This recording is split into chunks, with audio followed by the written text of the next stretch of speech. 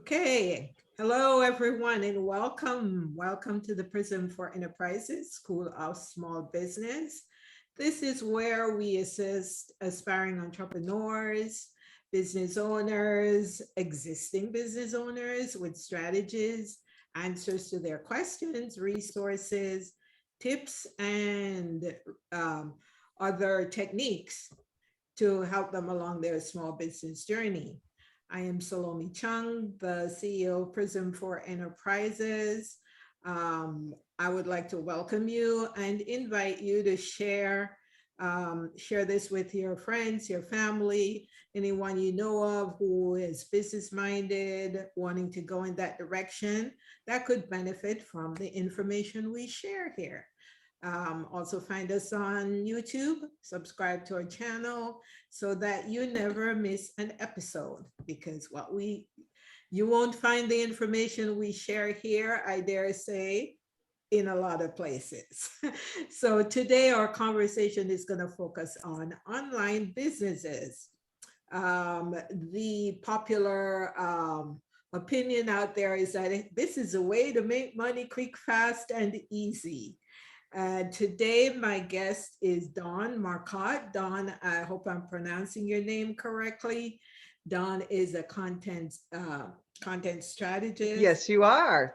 Okay, she's the expert on all things social media. She's also a prolific author. Dawn, welcome to the podcast. Please tell the people a little bit about yourself. Thank you. Thank you so much for having me. Go ahead. Great. Yeah. Well, I'm excited to be here. Thank you. Okay, we seem to have a lag done, so I'm gonna pause a little bit to give you a chance to come in.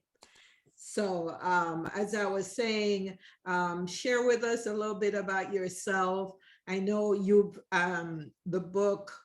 your book that I've come to know about and had some time to read is fantastic.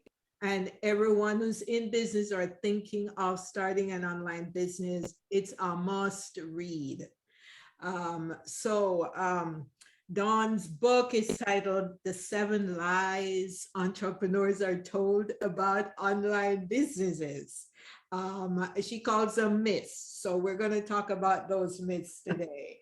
And I'm going to pick 3 of the 7. They're all important. That's why you should buy her book and check out the 7 myths. But I'm going to start with myth number 1. Everybody thinks it's easy. Dawn, take it away. That is so true. Because when I wrote the book, I actually went out and interviewed about 30 entrepreneurs. So it's not just my opinion. It's from people who are living the dream. They're doing it every day. They're in the trenches. And the number one thing they said that they heard or they had been told was that it's easy to start an online business. And I've been around for a long time online, and I remember when the internet was new and shiny and nobody knew what they were doing. And at that time, the saying was, it's easier to build an online business than a brick and mortar because there had never been online businesses. It was this brand new thing, right? And it's easier and it's faster. And that's true, because if you're going to open up a brick and mortar store, then it's probably going to be 3 to 5 years before you are consistently profitable month over month and you've really got a good handle on what's going on. Whereas in an online business, you can do the same thing in about a year. But if you pay attention to the marketing and the different things online, people are going to be telling you, making it sound like 30 days, 60 days, 90 days in to whatever your idea is for your business, you're going to be making tons of money. And that's just not the way it actually works, sadly. Sadly, because we all want it quick, fast, and easy. It's the internet age we're in, where everything's looks shiny, and if someone says, I can do it for you in X amount of time, it means I'm going to be rich overnight. You know, in my book, one of the chapters I deal with is the business imposters on the internet. You know, those people who want to give you advice and they've been in business like 2 weeks. So, you know, those are the people that, and I'm not saying that you don't have qualified people out there giving of themselves, their advice, serving people. Absolutely, there are those. But as a new online business entrepreneur, you have to be careful about who you're aligning yourself with. For sure. So, and the next myth I Yes, chose, very, very true. That's one of the things I talk about. yes, yes. The next myth I chose, Dawn, was your offering will work for everybody. And I can testify that is absolutely not Yep. the case. That, oh, for sure. I can too. I can't tell you how much money I have spent over the years on this process or that program or this software that's just going to fix things and make things so much better. And like you, I mean, I won't say that they aren't accurate. There are some really great people out there and some really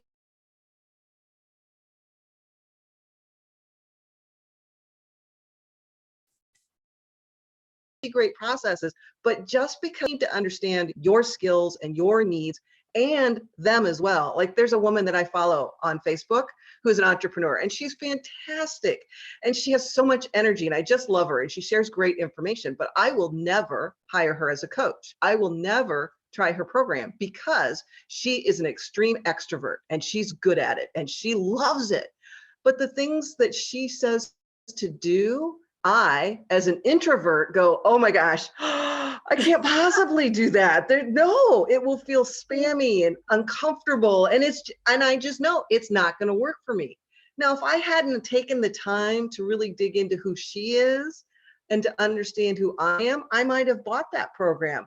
And then I'd be angry because it doesn't work or disappointed. What's wrong with me? Why can't I make this work? It worked for her. So it's not always that that program isn't good. It may just not be the right thing for you. And a lot of new entrepreneurs really don't think that way. I don't think they think that hard about who you are and what your skills are, as opposed to, hey, get me that great software that's going to cut 10 hours out of my week and do this process for me, when I don't even know if I need that process, let alone, Right. You know, I have if I should been, be paying for it or not. yes, I have been in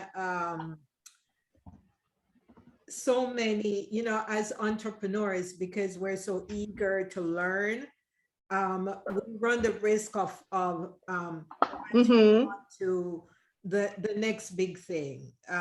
This will work for you, or that will work for you. And Right. my experience, you know, I've, you know, Mm-hmm. how sometimes there's this person, as you say, they're the next big thing, and everyone's following them, and they're building a reputation, and their following is Mm-hmm. huge, and you're listening to them and you're wondering, why am I not connecting to this person?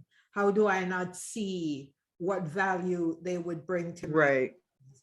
And I've had that experience multiple times, and I'm thinking, could it be, is it me?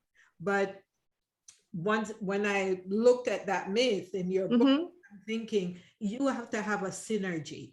If you don't have a synergy with that coach, with that program, with that influencer, whoever they are, if you don't have that synergy where what they're Mm-hmm. offering is Mm-hmm. energetic to what you want to do, and how is it going to add value to helping you grow your business, Yeah. then it doesn't work.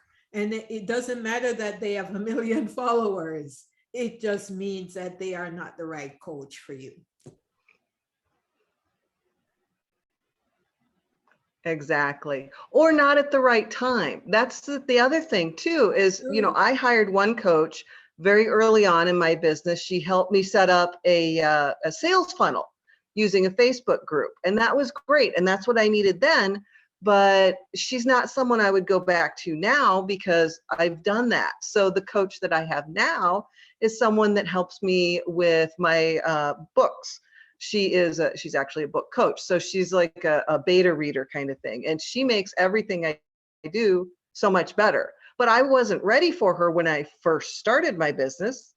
Now I am. So it's important to understand too that you are more than likely going to hire more than one coach throughout the course of your empire building Yes. online.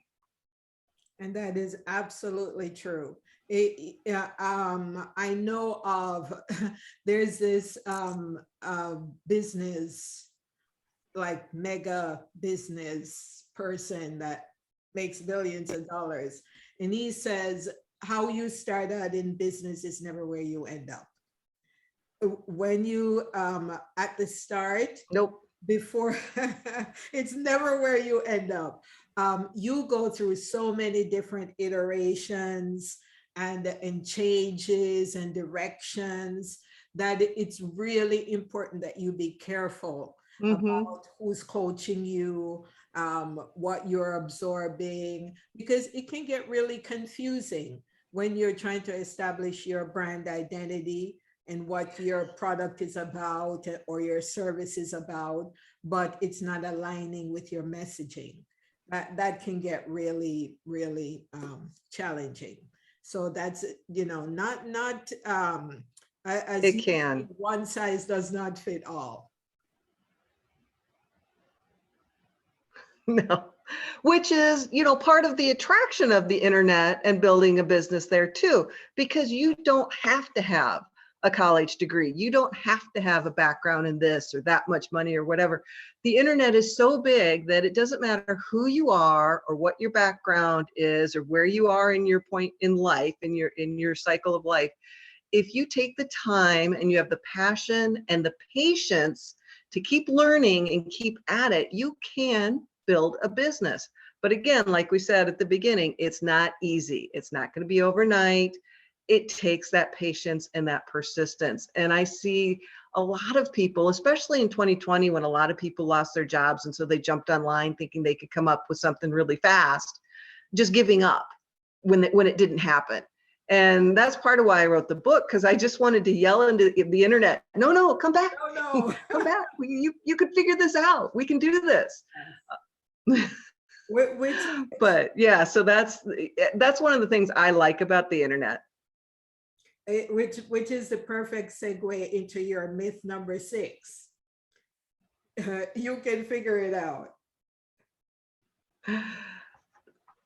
Right? Because there's so much information out online. It just seems like you should be able to just Google, because Google knows everything, right? And answer your business questions and build a business. But to your point earlier, if you do that, you're going to have different coaches saying sometimes exactly the opposite advice. So who do you listen to? How do you know who to listen to? And how do you even know what questions to ask, especially if you're someone who's never been an entrepreneur before? Now, I'm lucky in that my dad and both my brothers have their own brick and mortar businesses. So I grew up around entrepreneurs and people talking about business. So I kind of had a general idea of how it's supposed to work. But even that, I didn't know the specific things that I should ask as I was building my business, because I didn't know, well, what am I going to do? Am I going to be an author? Am I going to be a social media manager? Am I going to do this? Am I going to do that? There were all kinds of questions, and it was really confusing. And the other kicker, when you go out online trying to find information, what you run into a lot are people who are selling you their service. So they will promise you a seminar that says, I'm going to teach you how to build a Facebook group and get clients. And they spend 10 minutes out of those 3 hours actually teaching. Actually telling you something, yes. And it drives me nuts. I hate that. I hate that. If you're going to promise to teach me something, teach me something. But it is a marketing tactic, and it does work.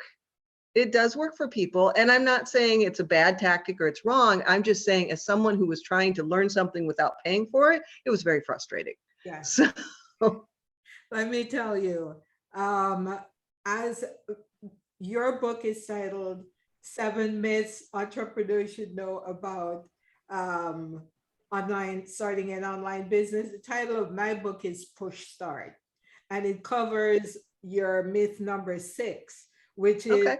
you can figure it out. No, you can't figure it out. Not a person who is green, just starting a business. Yeah, you can go Google it. But the thing I always ask people about Google is everything you find on Google the truth? Is everything you find on Google the right path for you to take? Right. Is everything you find on Google relevant to your business? Exactly. And I felt moved to write this book because of my journey, because all that information was available to me, Mm-hmm. but how could I channel it into how it served me best? Because Google is not going to tell you that. It's Exactly. just spitting forth 10 different options on the same subject. Which one do you choose for you? So Mhm. it's a Right. challenging. Well, and that's, I think it is. And I think it's part of the culture, though, of building an online business that somehow mysteriously, because you're doing it online, you're supposed to be able to figure it out. But if you think about it, I mean, if you're somebody brand new out of school and you get hired at your first job, you don't know anything. And people don't expect you to know everything. A really good company is going to give you a mentor or a buddy who can kind of help you learn what you need to know to do your job well. Well, online entrepreneurs need the same thing. We need somebody to help us and guide us through to figure out how to do what we want to do in the best way possible for us.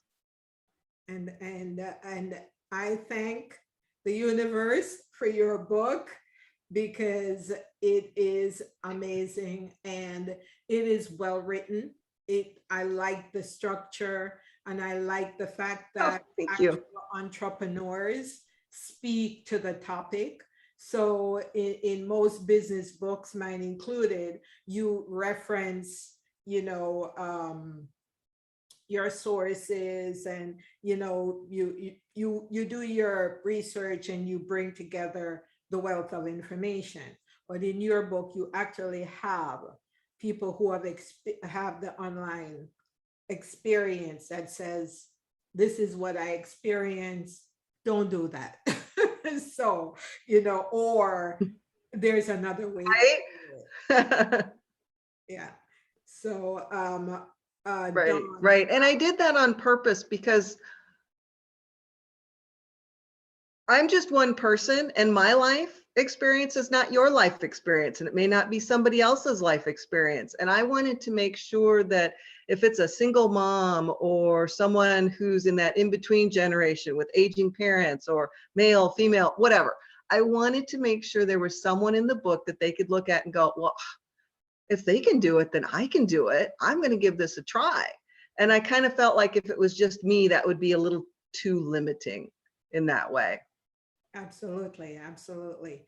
As we wrap up, Dawn, I wanted to give you the opportunity to give us, if you were starting or inclined to start an online business today, and I know it's different. Starting an online business is different today than it was 5 years ago. Hmm. What would be your best tip for someone wanting to dip their toe in the online business realm? I think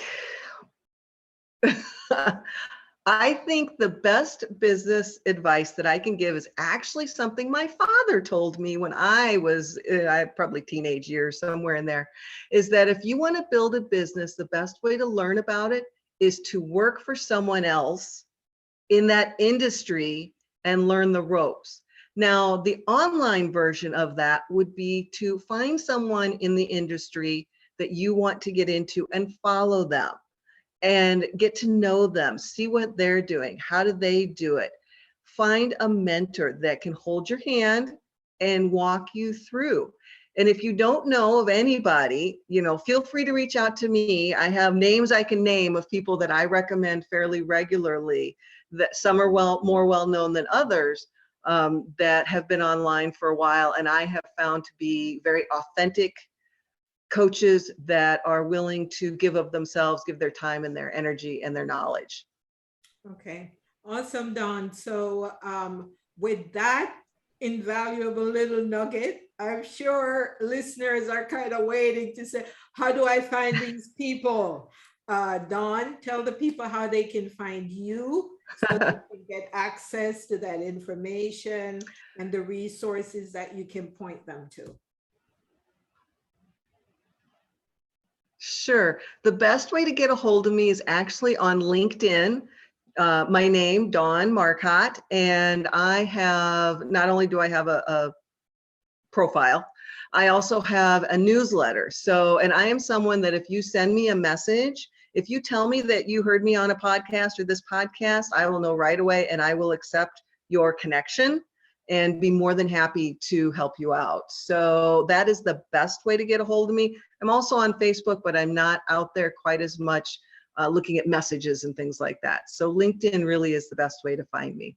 Okay, so other than your goal of writing one book every year, Dawn, what else do you do in the online business realm?